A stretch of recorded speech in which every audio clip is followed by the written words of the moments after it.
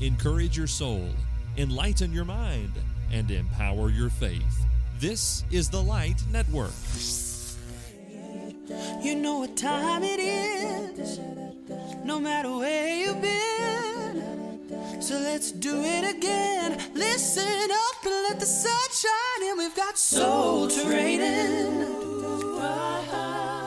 Time to practice what you preach. Ooh, yeah. Yes, we do. We've got soul training. And here's Daniel, Alan, and Joe. Joe, you ever thought about starting a talent agency? You ever thought about that? Never. Never. Do you think they still exist? Yeah, probably. You're a musician, aren't you? Or used to be. Yeah, I guess. How did you book your shows?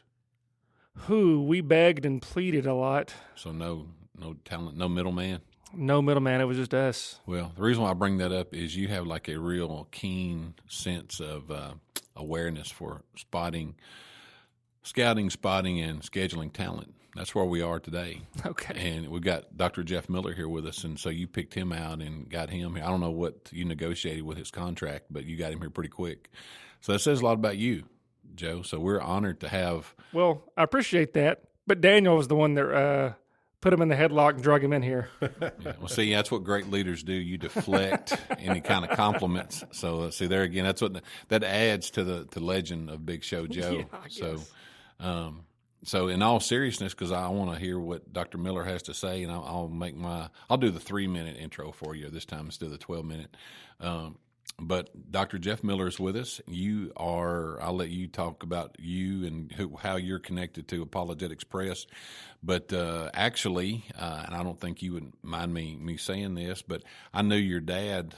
He doesn't know me, but I followed your dad a long time ago and actually got to meet him when he was doing a seminar about the Constitution, about how the Constitution, the Bible inspired and is framed after. The Constitution is framed after the Bible, and it was very interesting. And I had the DVD and followed that, and I've read a lot of your dad's work that he's written. So I hope it's okay for me to highlight him first. So I know. Yeah, anytime I get excited when somebody likes to tell stories about my dad, I want to hear those instead of hearing stuff about me. So, but I really respect your dad and the work that he's done, and because he has helped me build he doesn't know this, but he's helped me build a lot of Bible lessons and a lot of Bible classes. I always give him credit for it. I always give credit for stuff you use.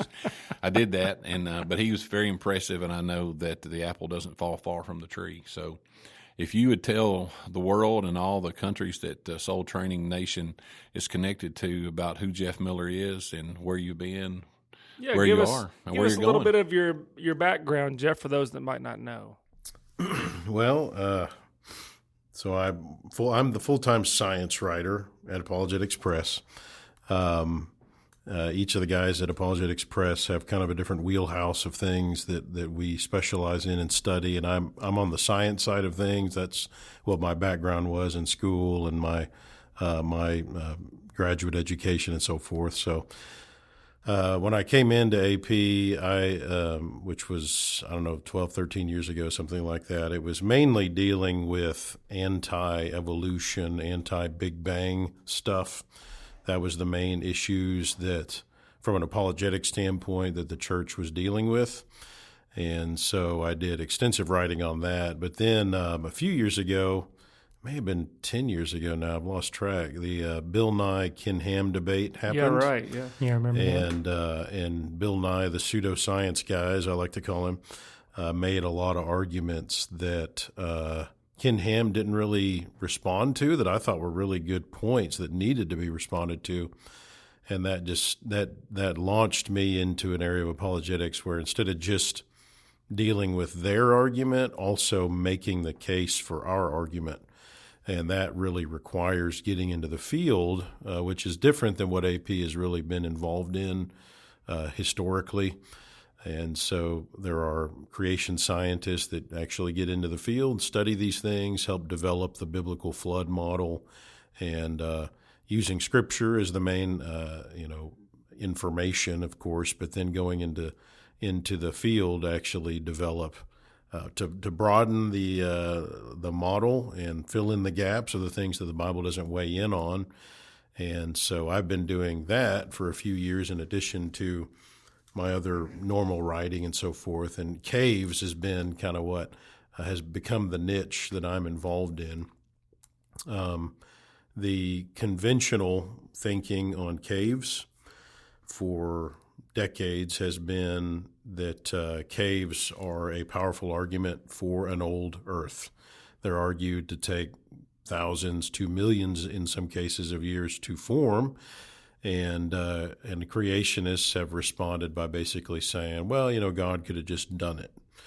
The problem is these caves are not found in creation week layers. They're actually found in layers in the flood. So usually creationists say, well, in that case, the flood did it. But it's easy to say that. It's another thing to actually prove it. Mm-hmm. And so the conventional thinking is rainwater, and you'll hear this at all the caves around here close to Glasgow. There's a ton of these tour caves here. And I've been to almost all of them right here, 62 caves so far that I've been in. Moving further into the Northeast this summer. But the conventional thinking is rainwater comes down from the sky, picks up carbon dioxide, hits the ground, seeps through the ground, picks up more carbon dioxide from decaying materials, and it turns into basically soda fizz, carbonic acid, very weak acid. Okay. So when that gets down to limestone, it'll start slowly dissolving that. Yeah. And that would take a long time to form, say, Mammoth Cave. I mean, that's a big hole. Right. And so they would say that takes thousands, millions of years to do that. So creationists have postulated, well, the flood did it. And so our model would say, instead of water slowly coming down from above, what if acid was coming up from below? Incidentally, there has been since the 90s, there's another cave development mechanism that has been growing steam in the popularity that it has in explaining the origin of caves. And it is ascending instead of descending, acidic water like sulfuric acid coming up from below. Back in the 90s, they were arguing like 10% of caves in the world are probably due to ascending, not descending sulfuric acid instead of carbonic acid, which, by the way, will dissolve much quicker. Okay, so that's why this is significant. And then over the next 2 decades, it doubled, and now they're saying over half of caves, they think, are formed from ascending acidic water like sulfuric acid from volcanic and tectonic activity, which is the exact prediction we would make in the flood. We would say in the flood, you got major tectonic volcanic activity going on. The circumstances are perfect for enormous amounts of sulfuric acid pushing upward from below because of heat and because of forced flow. And so it's going to move upwards and dissolve these caves very quickly. Okay, yeah. So now, this is a theory, and so what we then have to do is say, well, what would I expect to find in a cave if that's true? And hardly anybody in the creation science community has gotten into a lot of caves to look for those features that substantiate ascending flow. And so that's what I'm doing.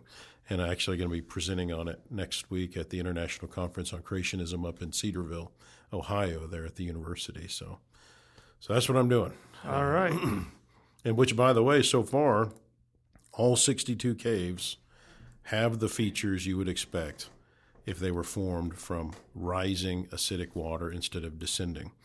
And so my guess is that as geologists go back and reconsider all the other caves that they've assigned as being from carbonic acid, they'll realize, wait a minute, these all can form from sulfuric acid from below, and they're going to start, just as they've done with over half of the other caves in the world, they're going to start doing the same thing with the caves out east here as well. That's really interesting. That seems like a very deep study that you've been doing. Was that a dad joke? And I'm Right. sure He's been sitting on that for like 4 minutes. I'm sure you've already figured out. I'm probably the least intelligent of the triumphant. I know it's going to catch you by surprise, but of the triumphant, as we like to refer to ourselves. When did we ever refer to ourselves? We have Right, really? never once. Yeah, that That's the sounds first good. time. It sounds powerful. Yeah, I guess. But- Sounds triumphant. The triumphant.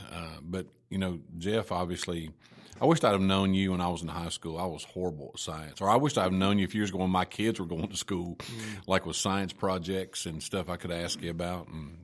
But it's too late now. It's water under the cave. I Water guess. under the cave. But I really do. I appreciate what you do and what apologetics does from even in the big umbrella of AP, and especially what you do. And but I know the three of us, in all seriousness, Joe's interest in the church, and tell me if I'm wrong, but he really likes apologetics. I love apologetics. He loves apologetics, and Daniel is obviously everything above, but he also likes missions. I mean, he's a full-time traveling international missionary. And I like local, regional evangelism. I like helping people maximize their ministries in their congregations and in our congregation. So, like how can we use what you do in our walks of life? How can Joe with apologetics? How can he utilize your work? How can Daniel utilize your work? How can I utilize your work and what Apologetics Press does in terms of evangelism, creating conversations, and those kind of things to help push people to Christ? That's a good question.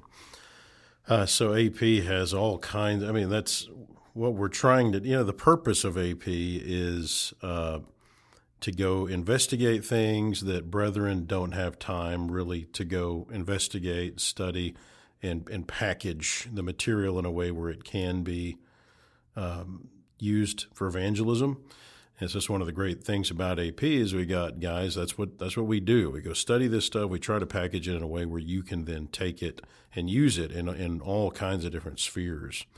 And so we've got materials for all ages that people can purchase. We got materials that people can just get for free online.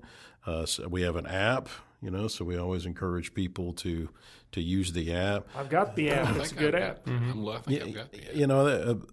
One of the big things I like to encourage people to do is, we hammer evangelism in the church.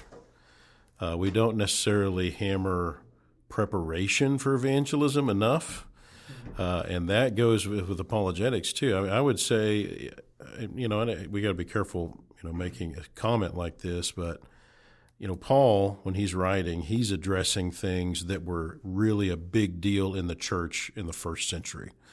And so he's dealing with Gnosticism, some of these specific things going on.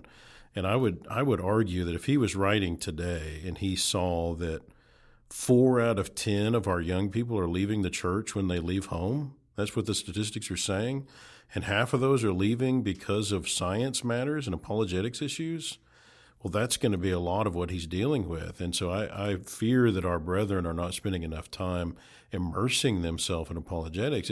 We're at a time where most people are really not going to care about baptism for their remission of sins, sadly, because they don't believe in God. They don't believe the Bible's inspired. These very fundamental things that have been chipped away at now for decades. The younger generations, they don't care anything about baptism or the one church of the Bible or You've got how some to other worship. steps to explain before you get Oh, there. yeah. And if our brethren don't immerse themselves, prepare themselves for apologetics and answering the kind of questions people are asking, then we're not going to be fixing this major.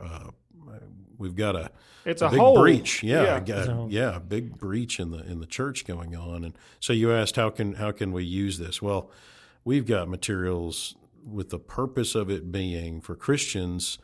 We got, of course, materials aimed at non-Christians too, but a lot of this material is Christians need to be immersing themselves in it, learning this stuff, not just for themselves, but from the perspective of being able to talk to other people and teach them. That's really two different things. It's one thing to know, well, I know God exists. It's another thing, can you prove to somebody else that God exists? That's two different things. And I fear our brethren are not equipped to do that.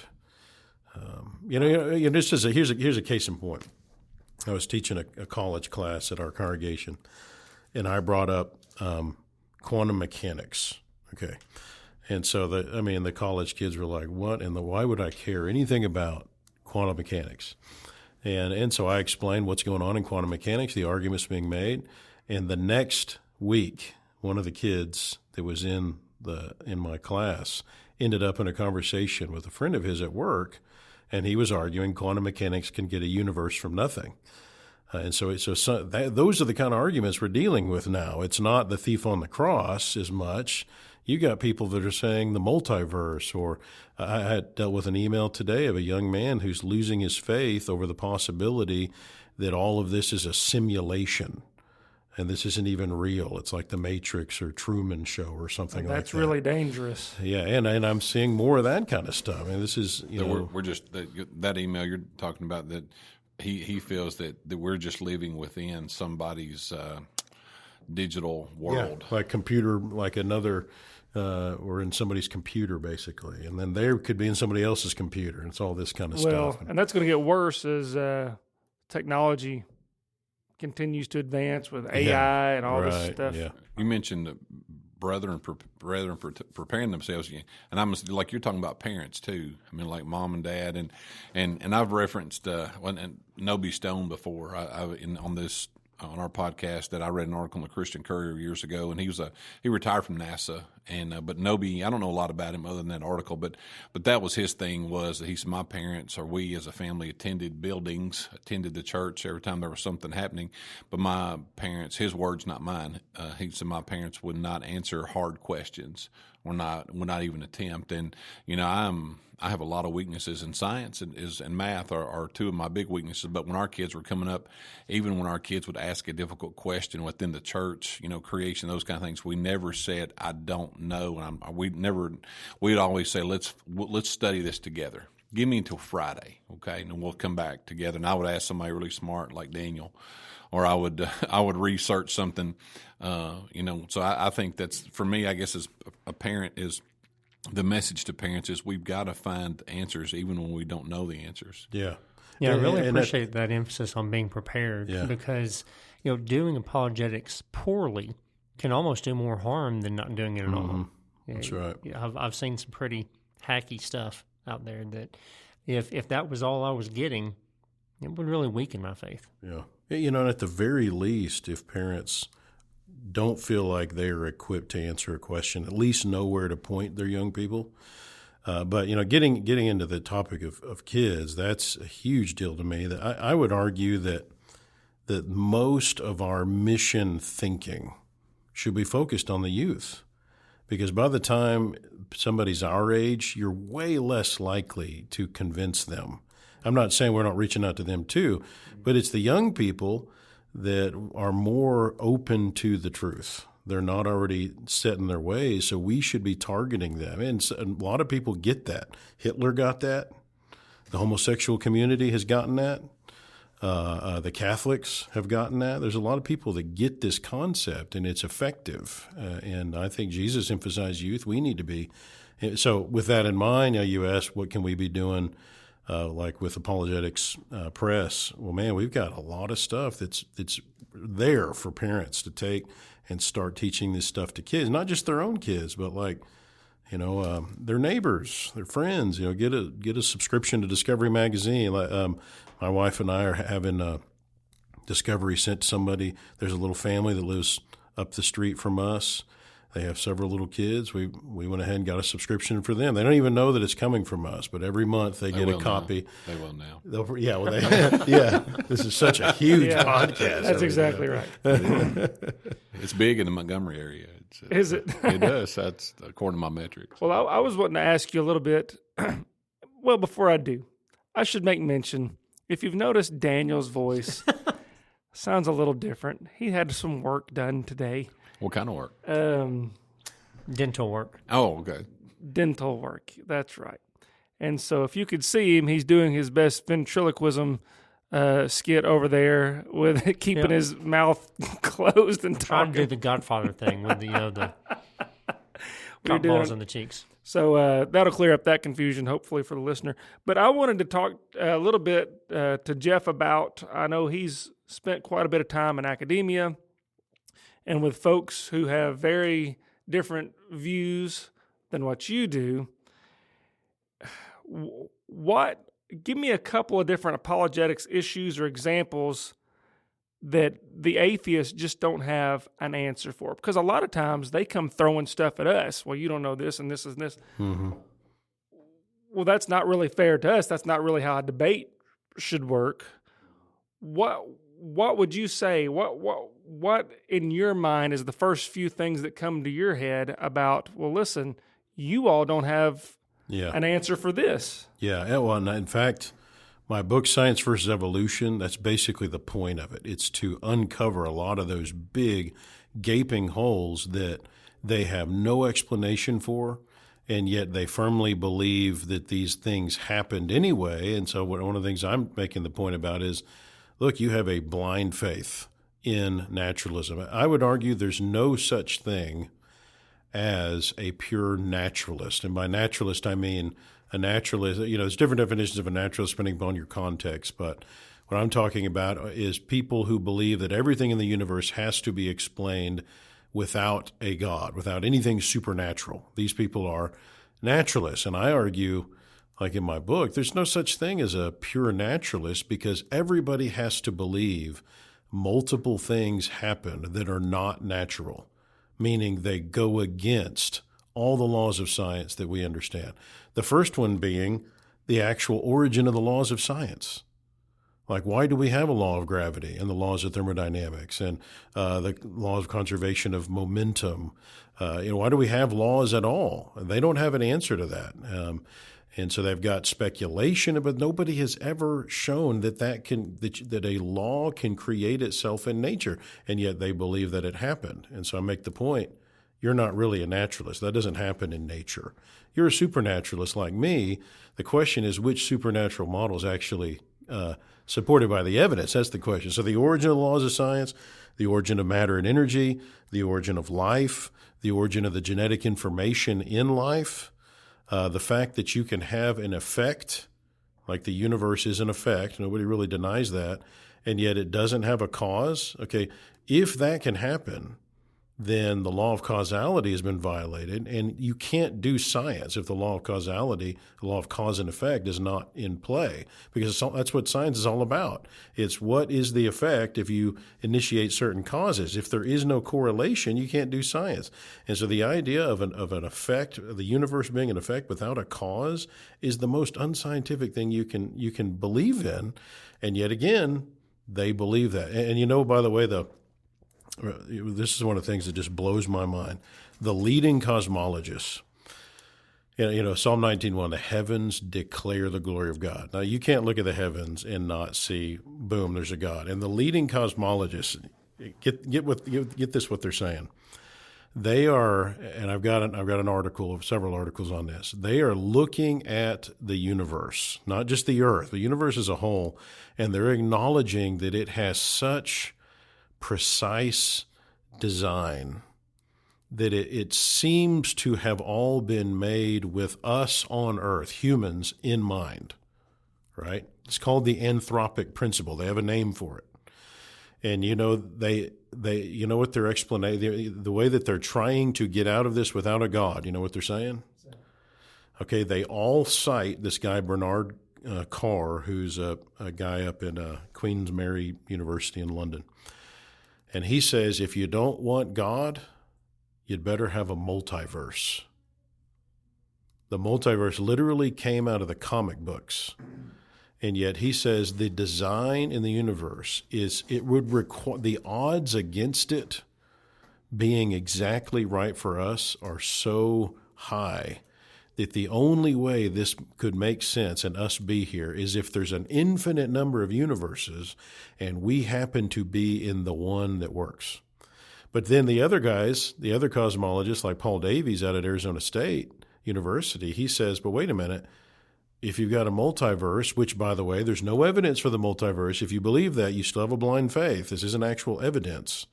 And you literally believe in something outside of nature therefore you're not a naturalist. But Paul Davies is honest enough to say, but wait a minute, where did the multiverse come from? Well, that's what I was thinking. You know, all that does is kick the rock down the road a little bit Yeah. further. You still don't have that origin. Exactly. But that's the best they have. I mean, this is the leading cosmologist. That's what they're saying. One other thing, I don't know if you were the first one to talk about this. To me, I went to one of your lectures years ago, but you've got a background in thermonuclear... Thermodynamics. Is a lot of, biothermal science. Mm-hmm. I think it was you. The second law of thermodynamics is that things break down over time. Yes, they become less usable. Where the energy that comprises stuff is becoming less usable over time. And so in that sense, everything is deteriorating. Increasing entropy. But that's the opposite of what the naturalists would have us to believe. So they believe all of their scientific principles except for the ones that don't fit, right? Right. So the ironic thing is, first of all, if there is anything that is scientific, it's going to be the laws of science. And the ultimate laws of science that are sometimes called super laws are laws like the laws of thermodynamics. These are like the big guys.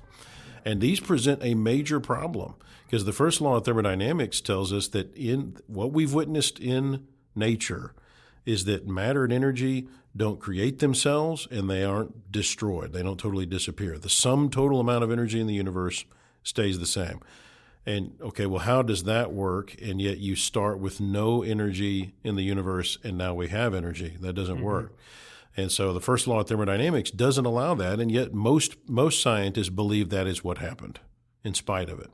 The second option is, well, maybe the universe is eternal. It's always been here. And not as many people believe that because it's got its own issues, and that's one of the reasons the Big Bang became popular is because of the issues with the idea of an eternal universe, because the second law of thermodynamics disproves that.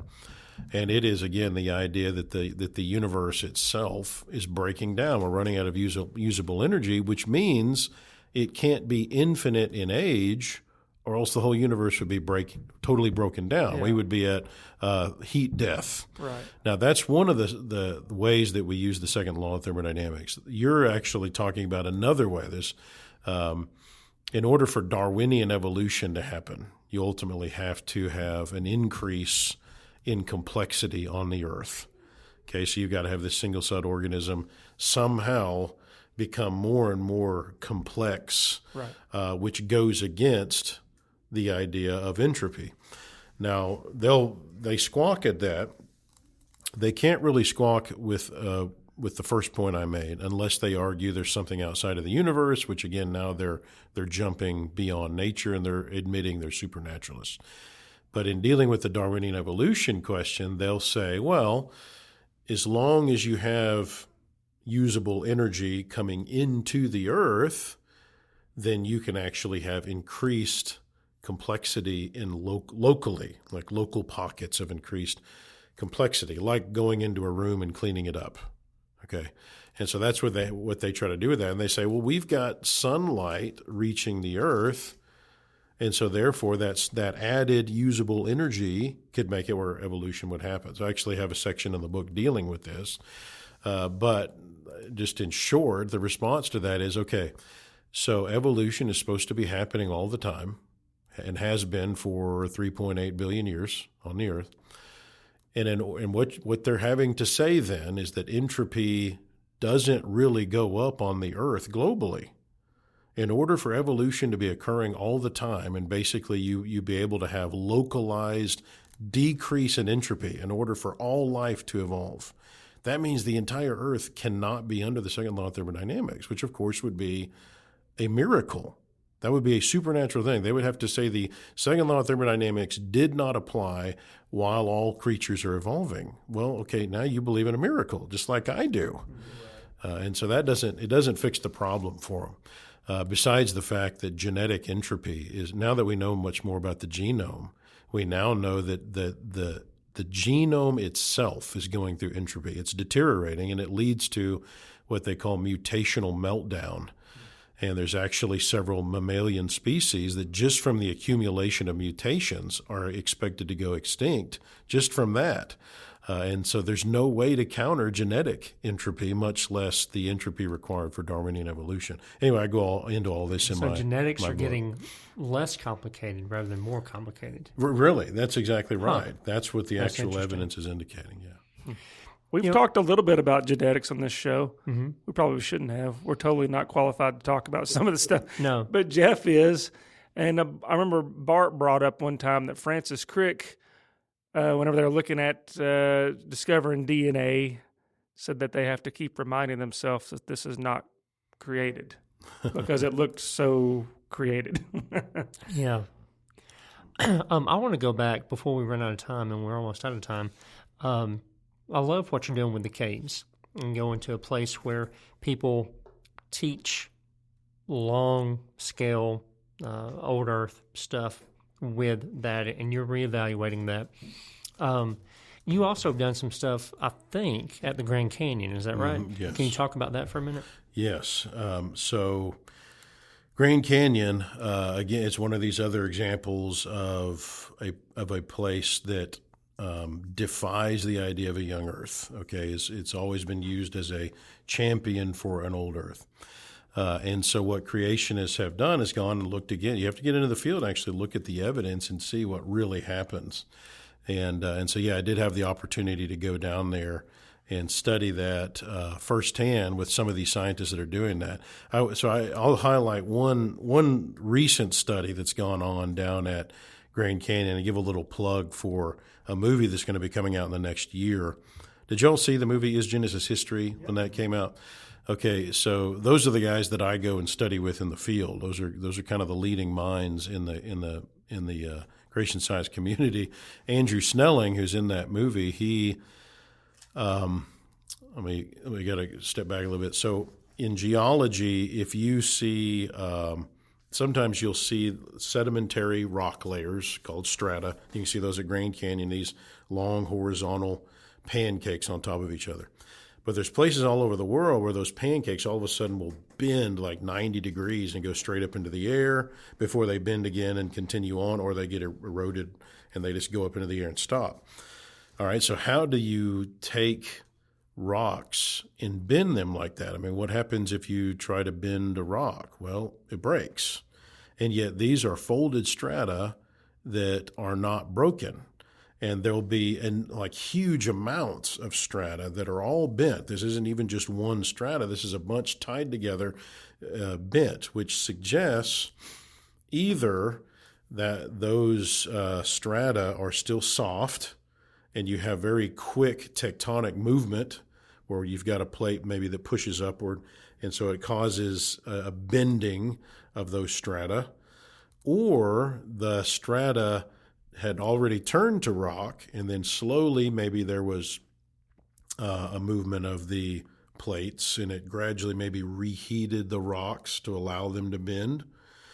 All right, so what Andrew Snelling said is, you've got at Grand Canyon some of these folded strata. I think it's at Carbon Canyon. And nobody has ever gone to look and see, are they sedimentary rock, which would prove they were soft. All those strata were soft and they were bent quickly, which would support a young Earth. Or if they're metamorphic and therefore would support their position. So he applied to be able to go down there and do geology work, and they denied him because he's a young Earth guy. Mm-hmm. So Answers in Genesis sued and won. And so he was able to go down there and do work on that, and that's what's actually going to be coming out in basically the sequel to his Genesis History that should be coming out in the next year. But what he found is, sure enough, it's sedimentary, which proves that those strata at the Grand Canyon were laid down quickly. While they were still soft, there's still sedimentary rock there. So while they were soft, you had quick movement of the plates that caused bending at a Carbon Canyon. So that's just one of a lot of evidences there at Grand Canyon that actually support the young Earth position. Most people just don't hear about that, of course, in their school and so forth. I could listen to you talk about this stuff for another hour. Yeah, I could too. It's really interesting. I've got some really good news for you. We now qualify as an academic podcast. Well, I don't know, maybe. I could listen, even though I struggled as a kid in science and all this. But as I get older, I see I'm making the connection. See, the way I learn and the way I think is I'm more interested in something if I can make a connection with it. And you just made another connection for me as to answer the why of what you do for me. But I'm all about resources too. I wanted to say one thing real quick about the Apologetics Press website, and I'm speaking from experience. It really is a tremendous resource. It really is. I've been using it for years, the apologetics website. So a press website. So for you parents, we actually bought a VBS curriculum a couple of times for our congregation a few years ago.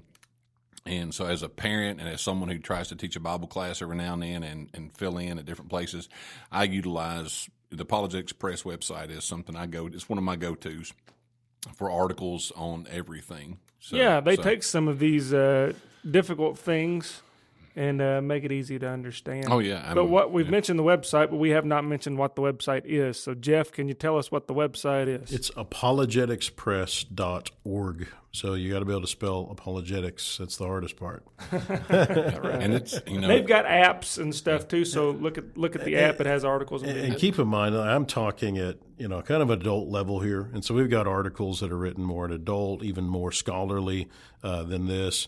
But a lot of our stuff, again, we're aiming at teens. We break this down more. Like I wrote a book called Flooded that's really targeting ninth graders, and it goes through what we know from Scripture and science, kind of where we're at in creation science on understanding the flood. And it goes very in-depth into some technical things, but breaks it down in a way where it's not too hard on them. And then on down younger, we got stuff all the way down through middle school and even into the elementary years. I did have one quick question. I want to ask you about your cave, about your tours real quick. Have you ever pulled a guide to the side and go, look, we need to talk? Yeah, it's not 30 million years old. Yeah, incidentally, I've got a cool story about that. I was actually leading a tour. I think it was at Polishing the Pulpit last year. I led a tour to a cave out there in Tennessee. And so I had already talked to the cave people, and so I was kind of co-leading it with one of their guys. And so he quickly figured out that his narrative, that the people on the trip were kind of, chuckling a little bit about his narrative because I'd already talked to them. So along the way, as I'm pointing things out to the people on the tour, he starts asking questions. And so I had an opportunity to explain to him the ascending acidic water approach, and I'm pointing out the features that prove it. And by the end of it, he said, I think you're right. Mm-hmm. I think this formed from below. So, that's not unusual. I'll run into They just haven't been given that information. That's right. They haven't been given it. And so a lot of these tour guides, whenever I point it out, they're like, oh, yeah, that makes sense. I've always wondered why. Because they all say the same things, and it doesn't really fit. The tour guides get it. They go through there hundreds of times. They're like, I'm not sure why would you have river channels on the ceiling instead of on the ground? I mean, if the water's coming down from above, why wouldn't you have channels on the ground? Why is it on the ceiling? That suggests everything's upside down, and they've got the whole model backwards. And that's just one of the features you're looking for, these channels on the walls and ceiling, especially channels that go up to the ceiling. And it doesn't make sense from their paradigm. And so the minute I talk about these things and point out right there with their own eyes, they can see these features. Yeah, I think I'm converting the tour guides to our cause anyway. Hey, that's awesome. Really cool. That's awesome. I'm a little smarter than I was when we started. Yeah, I think so. But we have to end. Our time with Dr. Jeff Miller is coming to a close here. If we had more time, I'd be a lot smarter. But maybe we can do a part 2 sometime. Jeff, we see him around occasionally. Mm-hmm. If he doesn't run from us, maybe we can wrangle him in for another episode. Yeah, we would love to have you back again. Yeah, it's fun. Well, thank you very much for your time and your expertise. You've been generous with all of that. We want to thank our dear listener for letting us be a part of your spiritual journey today. We hope that you'll give us a 5-star rating and share the podcast with others. We also want to thank the elders at the South Green Street Church of Christ for making soul training possible. And I want to thank my dentist for giving me this voice today. But aside from that, until next time, keep soul training. Soul training. Time to practice what you preach. Ooh, yeah. Yes, we do. We've got soul training. To learn more, you can email us at soultrainingpodcast@gmail.com, or you can write to us, P.O. Box 503, Glasgow, Kentucky, 42142. That's Soul Training.